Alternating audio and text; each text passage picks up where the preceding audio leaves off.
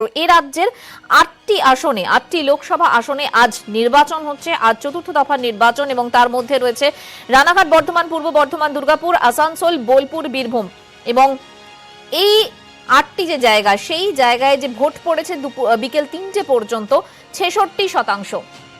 দুপুর ৩টে পর্যন্ত যা ভোটের হার, সেই ভোটের হার ৬৬%। ৩টে পর্যন্ত ভোট পড়েছে ৬৬%। এ রাজ্যের ৮টি লোকসভা আসনে আজ ভোট হচ্ছে। রানাঘাট, বর্ধমান, পূর্ব বর্ধমান, দুর্গাপুর, আসানসোল, বোলপুর, বীরভূম এবং সেখানে যেটা জানা যাচ্ছে ৩টে পর্যন্ত, দুপুর ৩টে পর্যন্ত ৬৬% ভোট হয়েছে।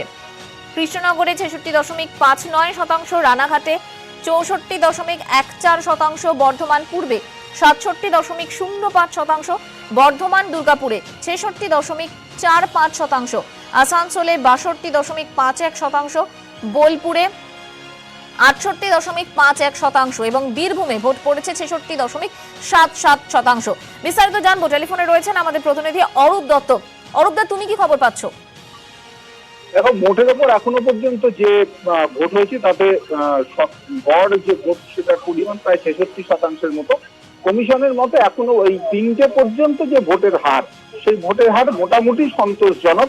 দু এক জায়গায় কিছু কিছু বিক্ষিপ্ত ঘটনার জন্য ভোট গ্রহণ পদ্ধতি কোথাও কোথাও বিঘ্নিত হয়েছে, কিন্তু সেটা মানে সার্বিকভাবে যে ভোটের শতকরা ফল তার সেই জায়গায় বিশেষ কোনো প্রভাব ফেলতে পারেনি। এবং কমিশন আশা করছে যে আরো অন্তত ২-৩ ঘন্টা যে ভোট বাকি রয়েছে, সেই ভোটের শেষের দিকে ভোটের হার যথেষ্ট পরিমাণে বাড়ে, তাহলে সার্বিকভাবে সেই ভোট এই জায়গাগুলিতে যেরকম স্বাভাবিক ভোট হয় সেই রকমই ভোট পড়বে।